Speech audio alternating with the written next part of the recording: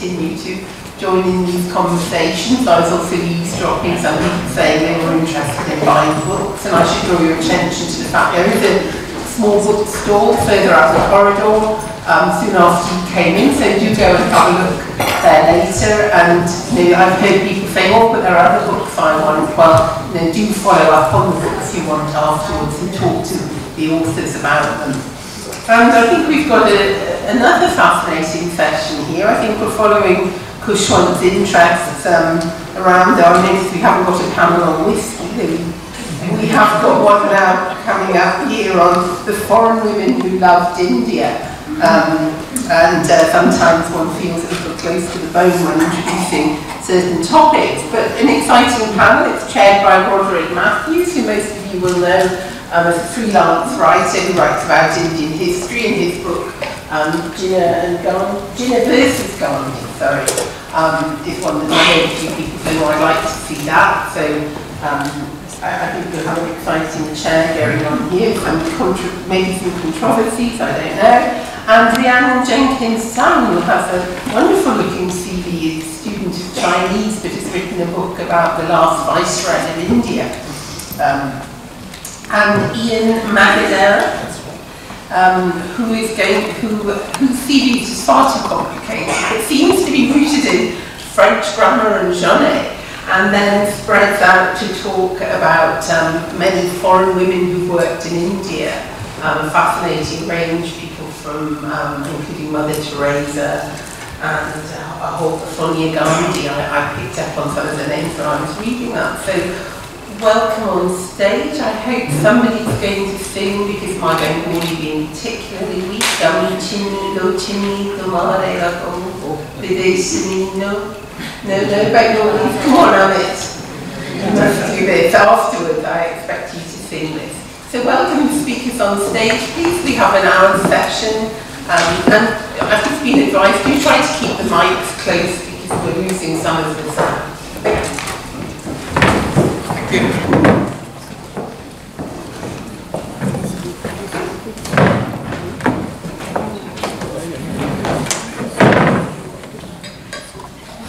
Let's get a little warmth into the room. Please welcome on stage these redoubtable writers. Please give them a round of applause.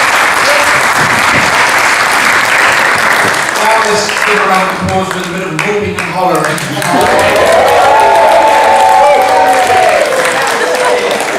Good. Liverpool. You know who I'm supporting this. Oh yes, it is from. You're not from. I can say Liverpool Mayor is not here. Liverpool University. Yeah, you can hear it in my accent. I'm very from Liverpool. Wow. Right. The subject is, broadly speaking, women. Women in India, but a European woman, and Rhiannon has written about a very famous European woman in India, Edwina Mountbatten, the last viceroy. She says viceroy. We say viceroy. I don't know. Viceroy, but let's call the whole thing. And Ian has written about a list of 10 European women, slightly loosely defined Turkish. Is Turkish European? Are you going to count that? But non-Indian women who came to India, made careers, made names for themselves, left legacies and so on. I'm going to start with Ian. It's a fascinating book, Videshinis, the Indian Videshinis, which is a contradiction, for those of you who are not familiar, it's a contradiction in terms of how an Indian foreigner, it means Indian foreign women. So it's a book, it's absolutely packed with detail. It must have been a great labour of love to do. So can you start telling us sort of how you started it? You started with, I think you say in your, an interest in French language representations of India. It's a long journey from French language to Indian politics, so tell us all about it. That's right. Thanks very much for that crowd-pleasing introduction, Roddy. That's wonderful. So this book is called Indian Videshini, and as you can hear in the title, there's a contradiction there. It's supposed to be a contradiction which allows the mind to think about those women who were go-betweens, who had a foot in both countries, and who learn to love India. But it's not only the issue of, let's say, an emotional engagement. I was focused on women who had actually affected, in a concrete way, Indian society. That was something that was very, very important to me. I'll say a little bit about how the book started, but the time frame is from 1893. That is the arrival of Annie Besant in southern India. She was on an amazing pan-India, all-India lecture tour, to the present day. Okay? And for me, the reason why I wrote this book is I saw within the way that these women were taken into Indian society. Some of these women married into Indian society. Some of them, and it's something very important we have to understand, that they were by no means all elitist women.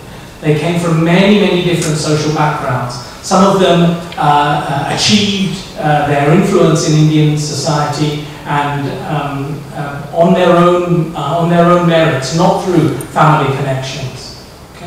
But what's very, very important to understand is these women affected India, changed India. So the book has spheres of influence. I imagine that these women were sort of moving through India. But they were moving through India. All of them were very mobile. But they were moving through India, but they weren't in ladies-only carriages. They always had connections to Indian society. So the way that one conceives of these women and how they actually affected Indian society was they always did this through an affiliation with local Indian elites. They influenced religion and spirituality. Mother Teresa, or Saint Teresa as she is now, and also Mira Alfassa, who's the mother of Pondicherry. And then education and activism, Annie Besant, Sister Nivedita, and Margaret Cousins. And then also we move into the business world through original research. Two women, very, very important in the Tata family. That's Suzanne Brière, or she became known as Suni Tata, who's the mother of J.R.D. Tata. She married into the Tata family in 1902. And then also Simone Tata, a Swiss-born, the second wife of Naval Tata, who founded the Lakme Cosmetics empire. And she was a Swiss woman. And then we move on to the fields of national and state politics with two fascinating women, Durosheva, Princess Durosheva, and Princess Nilufer, and then also a woman who needs no mention, Sonia Gandhi. Okay? So the crucial thing about these women and where this book came from was I was doing some work in Tata Central Archives, and Roli Books approached me and they said, "Oh, surely, can you write us a book on the mother of J.R.D. Tata, because her letters are actually there." The mother of J.R.D. Tata wrote to her mother in French, letters back to Paris, and they were so frequent that these letters actually consist of and form and affected what you could say is a diary. She's writing to her mother about her life in Bombay before the First World War, in the first decade of the 20th century. Fantastic situation she is in. So she is married into one of these, into one of the most prosperous families. But she sees herself, she says, "Je suis ni chien ni chat." I'm neither fish nor fowl. I'm in between two cultures. Because she sees herself, for the French, she's considered a Parsi. And for the Parsi, she's considered a French woman. So she has a very wonderful and self-aware life, and it's lovely to see how, for her children, she managed to make sure that J.R.D. Tata and his 4 brothers and sisters had a cosmopolitan upbringing. But she increased that to 1 power, because what she managed to do was to say that not only should they know the language then was used to call it Hindustani, but they should know Gujarati as well. So that they had a sort of Eastern bilingualism, but not only should they know English, but they should know French as well. So whenever J.R.D. Tata was counting, he always used to do this on his fingers, but in French. Is it right? It's a very, and so it really is interesting to see this other type of Europeanness within the European influence in India. That's my academic goal, is to resuscitate and bring a voice to these peripheral voices and these other colonizing and other, let's say, colonial or European presences within India. So that's part of my wider academic research. Did you find in general that these conflicting identities were clashing, or that they overlapped harmoniously, or was it a case by case? Because you've got 10 people here. Did you reach any conclusions? Because I know it's a very much a modern thing, isn't it? You're born in one country, grow up in another, parent from one continent, parent from another. Did you reach any general conclusions? There are some general conclusions. If you would like a sort of let's say a recipe for success at that particular time, it's all about mobility and the ability to speak languages. That's something that all of these women have in common. A remarkable amount of mobility. I mean, the number of air miles that Mother Teresa got done is quite astounding, and the number of miles that Sonia Gandhi covered.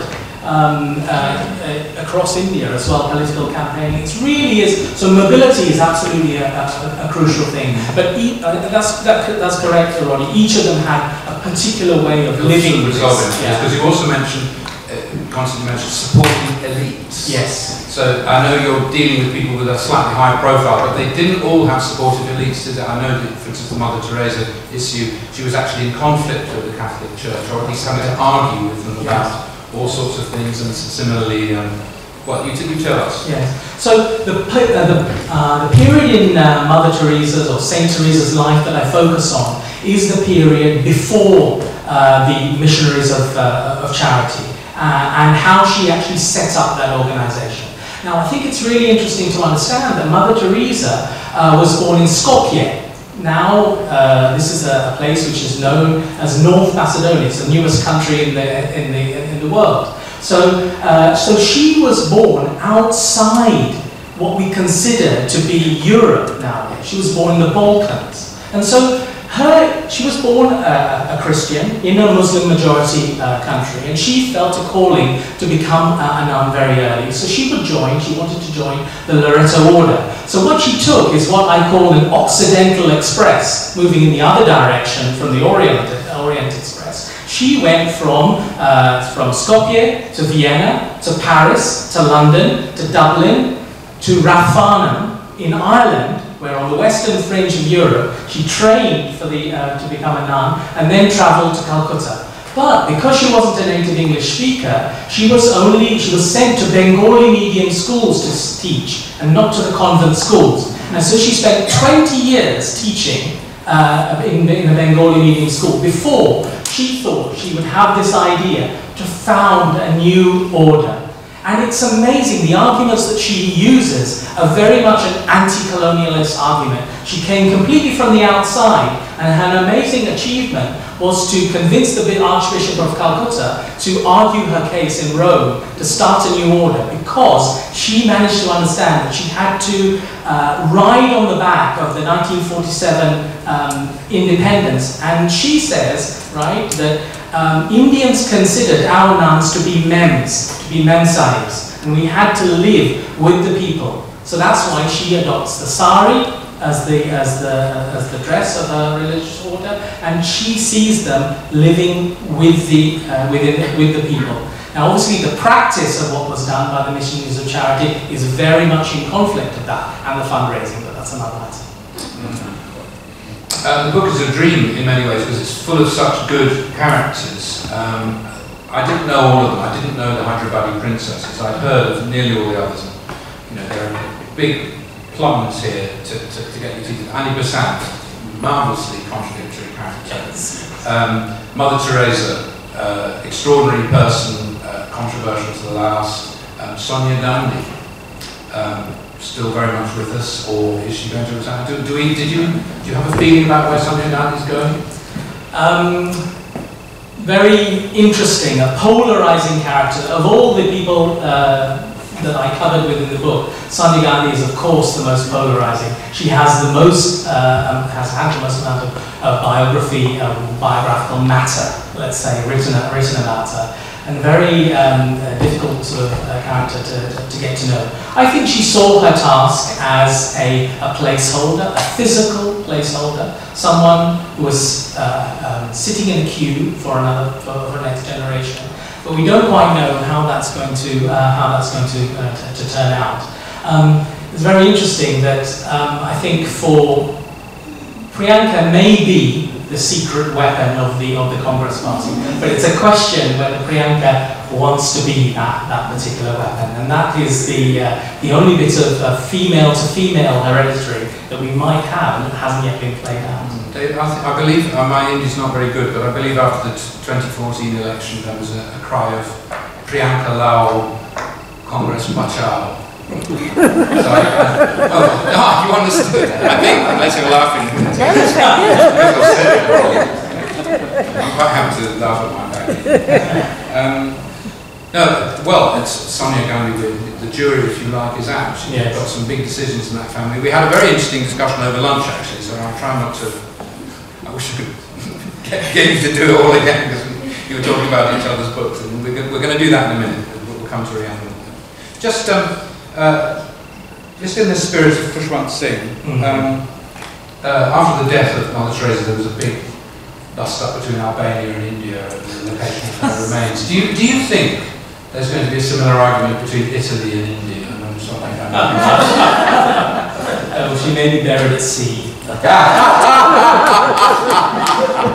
Halfway. Yes. Yeah. On the question of death, the publisher of Roderick Books is the publisher Khushwant Singh as Death on My Doorstep, a series of lovely obituaries that he wrote, and also his own meditation on death. So that book is available at the bookstore. Wave your book, yeah. Wave the flower. That's the Khushwant. Good. Well, I know Rhiannon has a lot to say about Ian's book. She was saying it at lunchtime, so I'll get you to say it again in a minute when we get to this. But first of all, you've written a very interesting book, which I have to praise highly. Historical fiction is a minefield. Yes. And accuracy is important. It'll be important to somebody like me, perhaps, who knows the period and has studied it. The vivid writing is there, and the characterization is there, which is two main things about a novel. The plot, you've had to invent your own subplots within a much larger plot. But just tell us, the subject of the book is Edwina Mountbatten. Can you just, we all know who Edwina Mountbatten is, don't we? She was the husband, well, she was the wife of the last Viceroy of India, Lord Mountbatten, Lord Edwina Mountbatten. When did you first hear about her? Because she's an unusual subject to pick for a novel. It's a hot topic. Yeah, I've always been interested in India, despite the fact that I have a degree in Chinese. But so all my life I've been interested in India. So I don't know exactly when I heard about Edwina Mountbatten, but I was reading books, usually at that stage, secondary sources, histories about the British Raj. And this affair, love affair, relationship, was always hinted at in these books in a kind of wink, wink, nudge, nudge kind of way. And I was just fascinated by it because I thought, this is, from a novelist's point of view, this is an amazing story. The truth of it, who only the two people themselves know. But I thought, this story would not leave me alone. My family didn't want to hear any more about Edwina Mountbatten and Panditji. But it's from a novelist's point of view, it's a love affair between two older people. So it's got elements of Romeo and Juliet in there, in that there's two people from what you would say opposing camps, who oughtn't to be friends, stroke lovers, were they? We shall never know. But also it's a love affair. She was in her late 40s, he was in his 60s. So from a novelist's point of view, what was it that drew them together? that intrigued me. I was very impressed by the detail in the book. You were pretty well describing the inside of the Viceroy's house, what's now Rashtrapati Bhavan. Have you been there? I've been in the Because if you back. haven't, it's an astonishing achievement. I've been in the back of the Rashtrapati Bhavan. I've been in, I couldn't get in the front, so I had to make that up. And actually they have a lot of stuff online. Yeah. So you can actually do a virtual tour of the front. But what was much more interesting was I couldn't get tickets and I couldn't get the security to go in the front, but I could get to go in the back. They have a museum in the back, and you have to go right down the back of the Rashtrapati Bhavan, and you have to go in through the old stable entrance. So you're actually walking up through the old stables, past the clock tower, and they have this museum where they have, for example, basically it's all sorts of tats that they didn't know what to do with after 1947. So it's all there, bits and pieces. So the thrones from the 1911 Durbar are there, and all sorts of bits. With the ticket on? With a ticket. Well, I invented you invented the ticket on. So I put a scene in the novel, having seen all this tat, well, sort of memorabilia, portraits and bits of things. I thought, well, imagine this after when it actually was transferring power. So I wrote a scene in the book where they'd sort of taken all the pictures down and got the thrones from the 1911 Durbar and all the bits of silver, and they ticketed them all up. And then they didn't want them. So what did they do with them? And then later they decided to put it in the museum. So, but that was very evocative because actually the back of the Rashtrapati Bhavan, I mean, I don't know, perhaps people have been in. It's really quite run down, really quite seedy. I've been past it. I'm moving in it. So that was really helpful for me. No, I like that scene. I've just been reading a memoir of a senior Indian finance official, and he was trying to work out some problem with banking in the late 60s when they were nationalising the banks. And some bright spark said, I think there's a copy of this book, but I think it might be in this place in Delhi. And they went to took him to this room in Delhi, a huge room, completely dark, one tiny window in the corner, and they had to go around with candles because when they'd moved all the archives from Calcutta in 1911, the Indians had just shoved them in because they were old, they weren't current, so they'd just been shoved in, and nobody since then, I don't think the Indians did it, the British did it, but the Indians had never gone back in there, hardly opened the door again, they just left it. And so they had to, by instinct, and they did, blocks for it, they do find it all. But no, I enjoyed that a lot. You've characterised the people very humanely, and one of my problems, my dread when I saw the titles, I thought, it's going to be a sexualised romp through the bedrooms of various people, and it absolutely wasn't. And I was very impressed by that you actually gave the affair, if there was an affair, the relationship, you gave it a reality that was convincing that these were two people in a very difficult time of their lives, under enormous stress, and they found a certain amount of refuge and solace in each other's company, even if they didn't actually consummate the relationship. Because there isn't any. My two questions are, when, if ever, did their relationship become physical, and secondly, whether it ever had a political import. And you steer away from both of those. You don't allow it to be political, do you? No, the only time where I vaguely make it political is in the scene in Shimla, in the run-up to the transfer of power, where the whole thing, the negotiations nearly fall apart. And they are haggling about how to keep the whole show on the road. But you have your heroine come in and conflict narrow. I do, but I also have a conversation about this issue of dominion status. Yes. So there is some suggestion, which I'm not so sure that I buy, because I think dominion status, well, there was a suggestion that Edwina might have persuaded Nehru to accept dominion status for India for that transition period. So I do put that in. But I think from a legal point of view, it's more likely that dominion status was a convenient legal vehicle for them to get a quick transfer of power, because they haven't got a constitution drafted. That's right. So I don't think people made the argument, Nehru stayed in dominion and stayed in the Commonwealth and because he left Edwina. I'm not sure about that. I think it's much more pragmatic than that. Well, VP Menon doesn't mention Edwina in his account, but his daughter wrote some account where she says her father said that Edwina persuaded Nehru. But, well, that's where that's come from.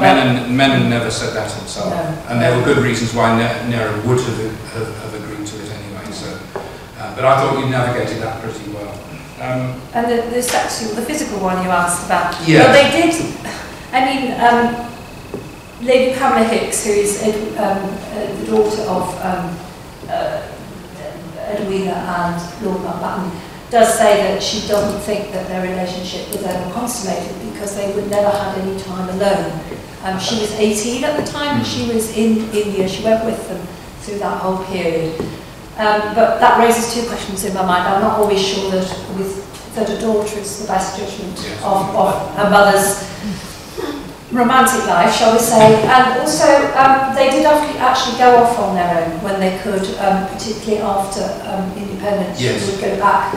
And there's famous stories that, you know, he would come here to London for Commonwealth conferences and so on and so forth.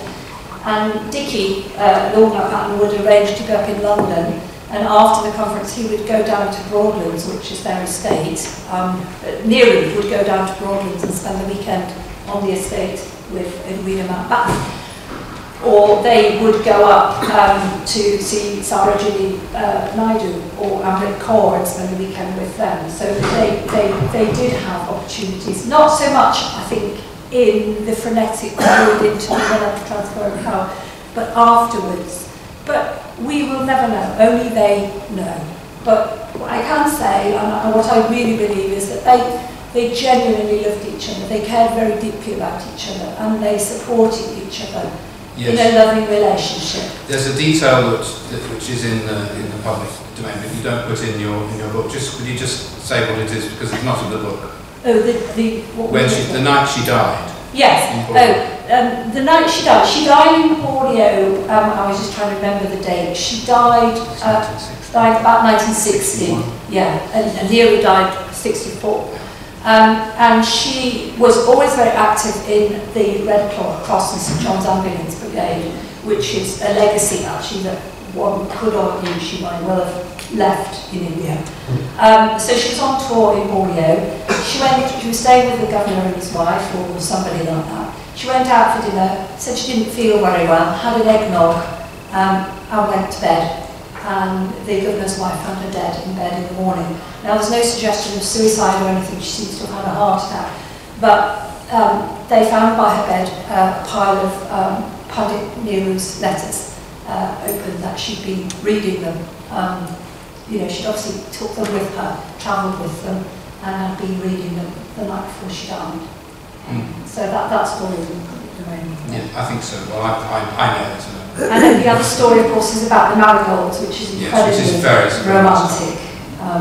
That when she died, she was buried at sea. They brought the body back to the UK, and they buried her at sea. They took her body out on a frigate, Royal Navy frigate. And Nehru sent an Indian frigate to accompany the Royal Navy frigate and ordered that they scatter marigolds on the water. As he said, well, she was the last viceroy, the viceroy of India. So, if that's a very romantic story, it's also quite an honourable thing to do, I think, as well. You know, she did her best in the role that she had. Yes, I've not a million miles from here, a gentleman whose father used to be part of those trips to London with Nehru. Tells the story that when the Indian delegation came round to Nehru's flat in the morning to pick him up to go somewhere, he walked out of the balcony with Edwina both in dressing gowns. That's not in the public domain. It is now. It is now. And I think we can, I for one, you know, putting my historian's hat on, I would say I would be satisfied that they did have a physical relationship at some point in their time. I would very much doubt it was before independence. And I think they would have, as you say, they would have, as Bill Dawes said, they would have hardly had the time. when you're so closely supervised that someone like Nehru would have been in a time of extreme crisis, when every hour of the day he was being hounded by people. And similarly, the wife... She was extremely busy. She was constantly up in the Punjab. She was up in the Punjab, 50, 60 times over that. Yeah, I think somebody who claims to know about these things said that they may have, they took a trip to Kashmir, it might have been in Kashmir, and it was sometime in 1948. Because I've never quite understood who was influencing who to get what. And you don't really put on... I have to say, I think the representation of the politics is very accurate. Did you read The Transfer of Power? Yeah. Or much of it? I mean, No, I'm not saying go to go. No. I dipped into bits of it that I thought would be potentially relevant to me, but there's no way I did read the whole lot. No. But from a novelist point of view, I didn't look for a conspiracy theory. I didn't look for, she was, I mean, what's interesting about Rhiannon Jenkins compared to the ladies that Ian has written about is that actually she was a lady whose reputation preceded her. She was a sexy lady, or she had been a sexy lady. She had a sexuality, whereas the ladies that are written about in this book, they become nuns often, or they become mothers. So in some ways the sexuality is kind of muted. Whereas Rhiannon Jenkins stands out from this crowd is in that it would be very easy to well, here we go, bringing in. as a seductress, as a temptress. And I wasn't going to do that. No, good. Well, again, entirely to your credit. Now, Ian, you do mention in your, you actually mentioned Edwina Mountbatten in your introduction, in saying you thought of including her in this, but you didn't, did you? Can you explain why? Yeah. Just like to come back on that, the question of sexualization, really. Yeah. I think even if there wasn't sexualization, I mean, I don't know if anyone has seen a picture of Princess Niloufer and a picture of Princess Durvusheva. There is a certain, let's say, exoticism about a Western woman, a European woman, who actually is taking positive steps to integrate into Indian society. At the very least, that woman sort of stands out, and particularly at that time. But the point I spoke to, the wider point I think it's really important to make is that although the time for Indian Videshini, the European influence or female European influence in India per se has ended, because obviously, if you NRIs, PIOs, India is a global nation. But although that time's ended, I think that these women have a very, very important message for diversity in India. And I was chatting earlier in this in the introduction. This is the wonderful thing about this this festival. There are all these wonderful sort of conversations that go on outside. And one of the things that was mentioned is, if the Parsis were coming to India now, would they be welcomed or not? And I think the way that these Indian Videshini were welcomed into India is part of a long and very valuable historical tradition of hospitality in India. And I think that tradition is of treating the guest as God, as a God, is something that's really, really important. Let's see if that can be maintained as an idea. So why didn't you write about Rhiannon Jenkins? Because I was focusing on the careers and life influence, the influence of non-British women. All of the women in my book are non-British. Now, even Annie Besant is non-British in the sense that she identified herself as an Irish woman politically. And say, for example, a woman like Margaret Noble, Sister Nivedita, she was, although she identified herself as a Briton, okay, she was, her father was a Protestant, a Northern Irish man, and her mother a Catholic from Northern Ireland. But for Swami Vivekananda, she was seen also as an Irish woman. He would welcome the fire of her Celtic blood. So she was essentialized in another way. by Indians and by key person. There's fire in Yorkshire people's blood as well. Yeah, and I'm half Welsh as well. Oh, Welsh, plenty of fire there. So I think It's even cold. There's always a convenience in being, you know, labels, I can be English when I want to or Welsh when I want to. So, you know, I feel that really, you know, it was convenient to say to them that they were Irish because absolutely, it's the colonial power. That's right. You know, and it gave them that little bit of sort of cachet in terms of being different. Yeah. So they could turn their a certain type of Europeanness on and off. Yes, yes. And I think it's interesting how they manipulate their Europeanness to suit the environment that what's required and what's needed, to differentiate themselves from the colonial power. Well, Rhiannon Jenkins couldn't do that, of course, because she was the representative of the Queen Empress, I suppose, in India, so she couldn't do that.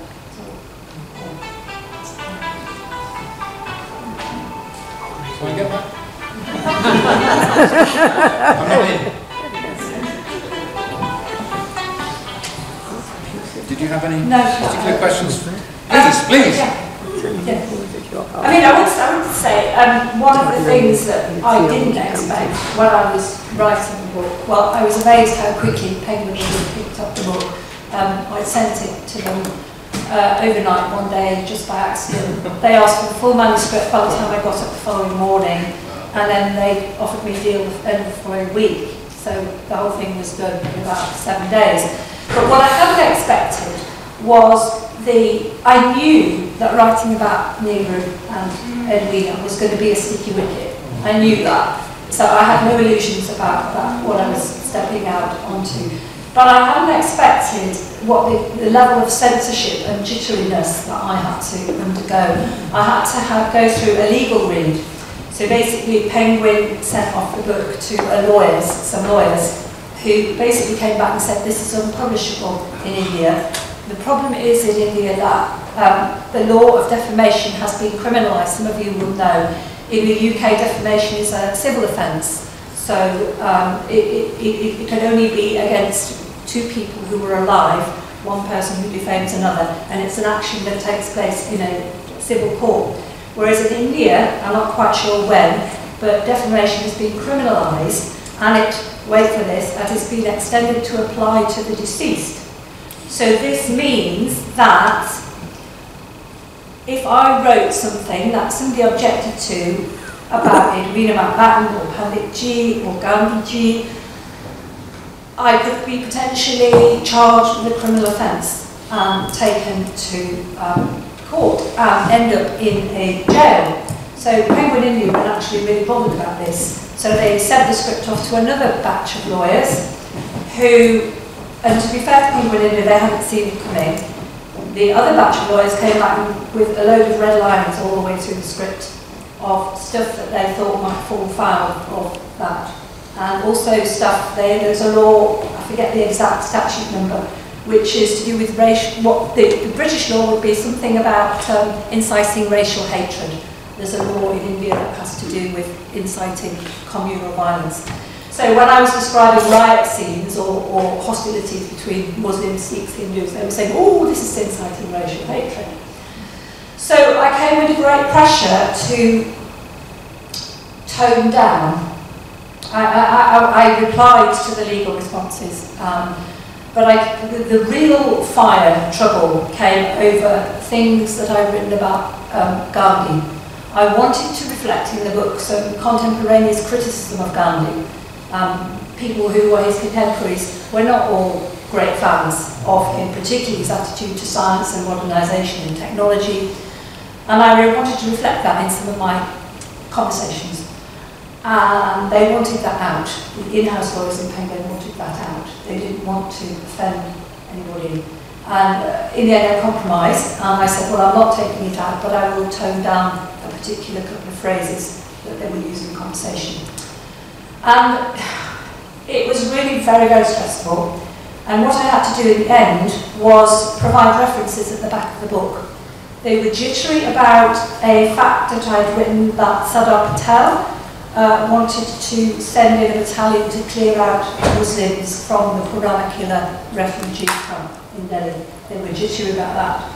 So I had to source things. They were jittery about a conversation that somebody had about Gandhiji and his relationship with his niece. Again, I had to say that. So, you know, it's very sad that Edwina and Nehru is still such a controversial, polarising topic.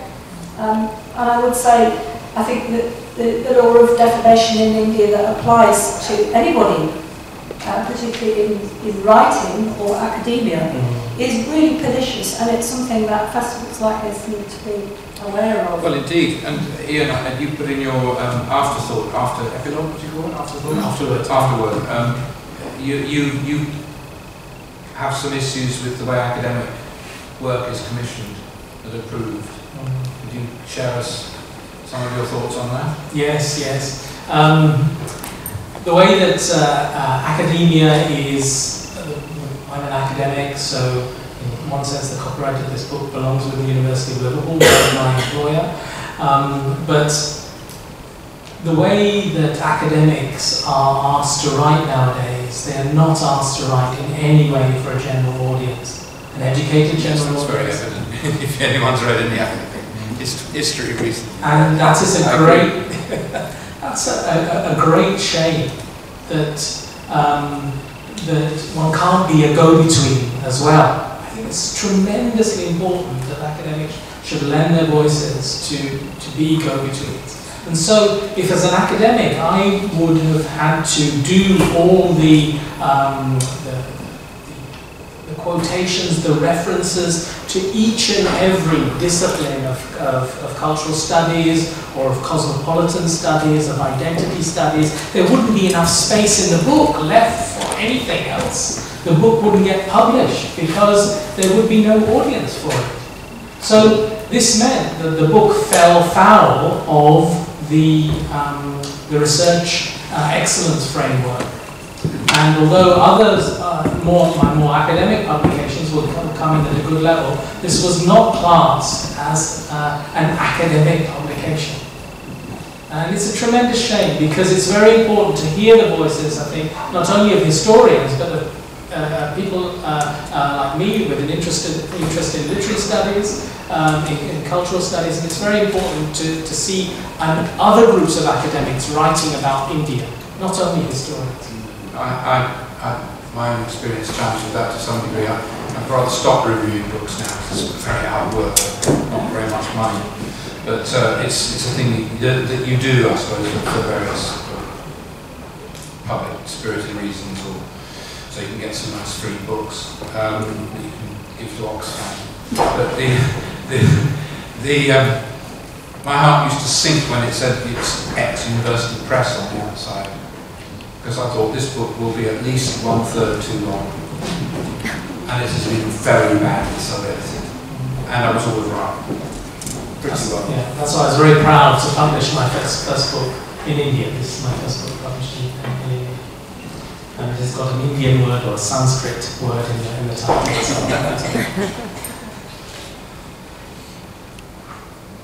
So, what's next for the both of you?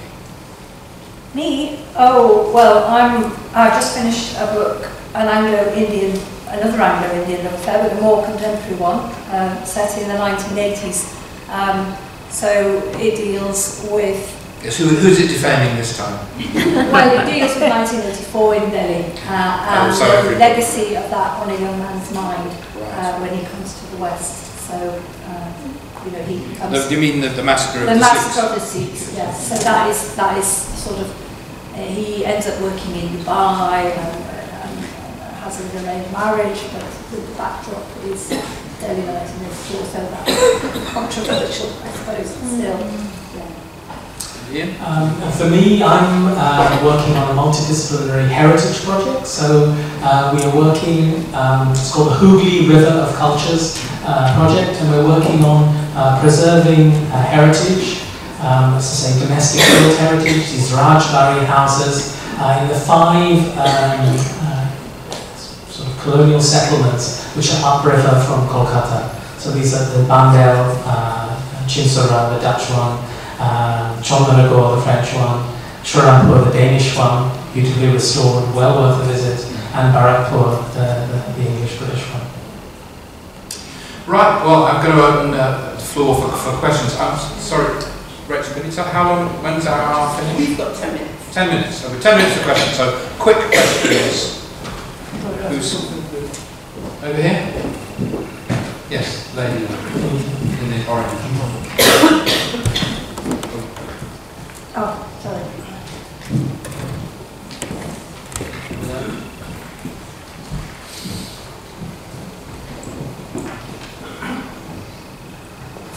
When does fact become fiction? When does fact become fiction? Would you like to do that one? Well, when does fact become fiction? Well, very early on, I think, actually, especially in the modern world, we don't know what's fact and fiction. So, yeah, very, very quickly, I think. But with the Viceroy, I would say that I was meticulous in trying to get my facts right. I spent a lot of time doing historical research, primary sources and secondary sources. And I was very clear that I wasn't going to write something that was not pegged to the facts, to things that happen. So it all had to be credible. I wasn't going to distort the truth. I was going to. It's an interpretation of. Fiction is distortion, isn't it? So Fiction Is is it distortion. yeah. Fiction is a distortion, isn't it? It is, yes.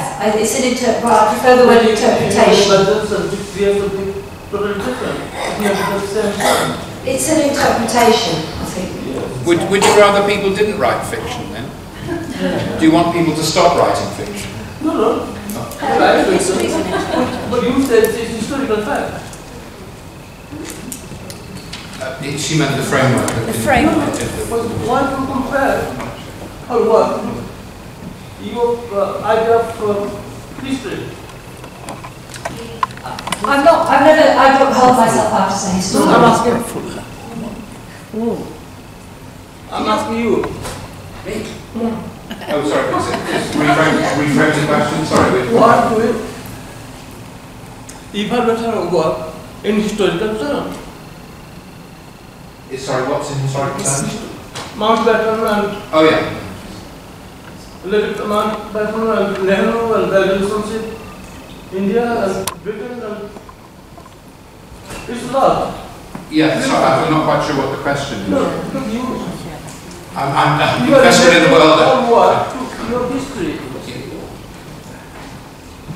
No, I think what he means is why call it fiction? Why not a biography? Well, it isn't a biography. It's an The main character is none of these. The main character is a subsidiary character within. She's the assistant to the. So I have invented characters within the framework. There are some excellent biographies of him written about that, if anybody's interested, but not by me. It's an unnecessary dispute. Professor Popper would answer your question. Facts have very generally accepted theories behind them. So all facts, what we call facts, have theories behind them, which most of us will accept. So it becomes a fiction when the theory underlying it is refuted. Most of us will accept that the earth is round and etc. That's all it is. Now you raised it in a specific context. Let's not get involved in those specific contexts, but you raised the general question. And the answer to that general question is facts have underlying theory. You're quite right. There is no such thing as a fact. They're all theory loaded. You said that better than I have. That is all theory loaded, but we accept them. We don't argue about them in this particular context. I hope I have received. Yes, indeed. Right, so The next interesting question. gentleman in front. Hi, my question is to Ian. Yeah. You mentioned Annie Besant. She was made President of Congress, Yes, National indeed. Congress in 1917. Yes. Considering, there were quite capable people over there at that time to make her president, what contribution did she make, considering we were really in the World War First at that time? I am rather skeptical about Annie Besant. Yes, you don't like her at all, do you? I don't like her. I shouldn't say that. Nearly all the negative references, vocabulary in the book is aimed at Annie Besant. She's egotistical, she's this, she's that. Go on. Okay, mea culpa. One of the things that I find objectionable about Annie Besant is that she has had much more recognition in a pan-Indian level than Sister Nivedita. And that is the thing that I find objectionable. Because her knowledge of Sanskrit, for example, wasn't that good. And she would be in Hindu Banaras College and claim to be lecturing on Sanskrit, but then people would turn around and say, you're speaking a load of cobblers. You're not speaking. Her deep knowledge of Indian or the Indian literatures and languages was not very good. My question is more towards it's a political. Yes, I could probably just put a little detail in. The reason she was elected Congress president was a special honour because she'd just come out of jail. The British threw her in jail in June 1917. When she came out in August or September, as a gesture of goodwill, she was swept to the Congress presidency on a wave of popularity. That's why she was, if you like, over-promoted in that moment. To protect her as well, to a certain extent. Yes, well, possibly. Yes, for instance, I've written about her myself, so I know a little bit. She was a fanatical Christian when she was younger, then she became a fanatical socialist, then she became a fanatical theosophist. Just three, okay? 3 times. What kind of a person is that? That is a person who espouses causes very, very strongly. But in fact, she wasn't a great freedom fighter, because she actually, compared to, she fell out of national politics once.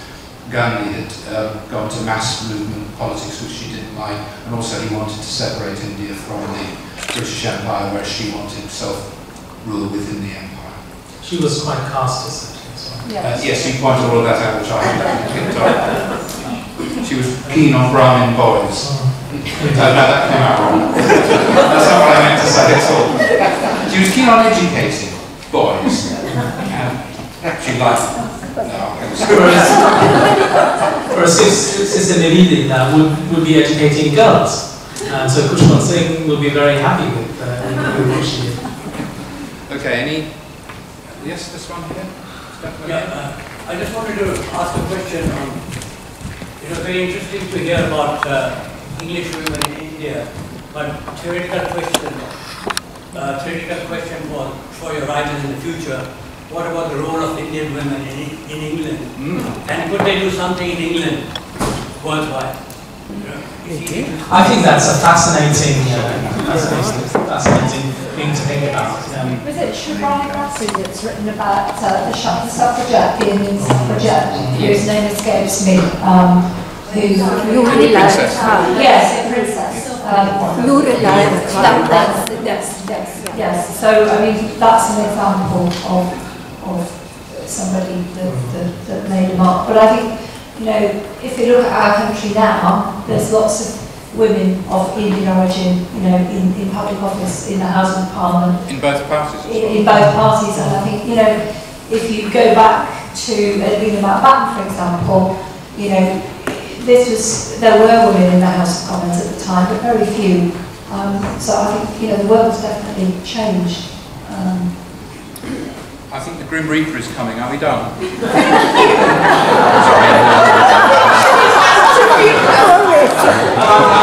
I've got death written here. But no, I saw you making a move. So we've got time for one more, or not? Are we done? One more. One tight slap. One tight.